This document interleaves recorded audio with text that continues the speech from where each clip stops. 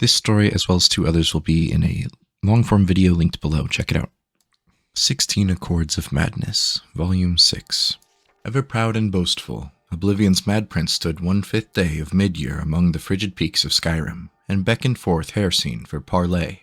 The huntsman god materialized, for this was his day, and the boldness of Sheogorath intrigued him. Wry without equal, Sheogorath holds in his realm giggling loons, flamboyant auteurs, and craven mutilators. The mad prince will ply profitless bargains, and promote senseless bloodshed for nothing more than the joy of another's confusion, tragedy, or rage. So it was that Sheogorath had set a stage on which to play himself as rival to Hircine.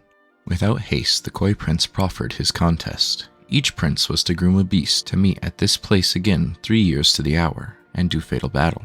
Expressionless behind his fearsome countenance, Hircine agreed, and with naught but a dusting of snow in the drift, the princes were gone to their realms.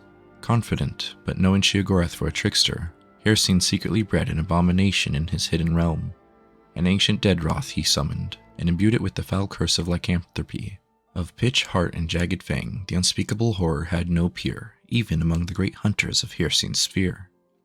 In the 3rd year, on the given day, Hircine returned where Sheogorath leaned cross-legged on a stone, whistling with idle patience. The prince of the hunt struck his spear into the ground, bringing forth his unnatural, snarling behemoth. Doffing his cap, sly as ever, Sheogorath stood and stepped aside to reveal a tiny, colorful bird perched atop the stone. Demurely it chirped in the bristling gust, scarcely audible. In a twisted, springing heap, the Daedroth was upon the stone, leaving only rubble where the boulder had been. Thinking itself victorious, the monster's bloody maw curled into a mock grin, when a subtle song drifted into the crisp air. The tiny bird lightly hopped along the snout of the furious Daedroth. Sheogorath looked on, quietly mirthful, as the diminutive creature picked at the detritus cotton scales betwixt the fiery eyes of the large beast. With howling fury, the were-thing blinded itself trying to pluck away the nuisance, and as it continued for hours, Hircine looked on in shame, while his finest beast gradually destroyed itself in pursuit of the seemingly oblivious bird, all the while chirping a mournful tune to the lonesome rage. Livid but beaten, Hircine burned the ragged corpse and withdrew to his realm, swearing in forgotten tongues.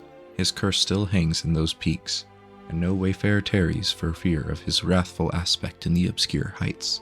Turning on his heel, Sheogorath beckoned to the minuscule songbird to perch atop his shoulder, and strolled down the mountains, making for the warm breeze and vibrant sunset of the Abyssian coast, whistling in tune with the tiniest champion in Tamriel.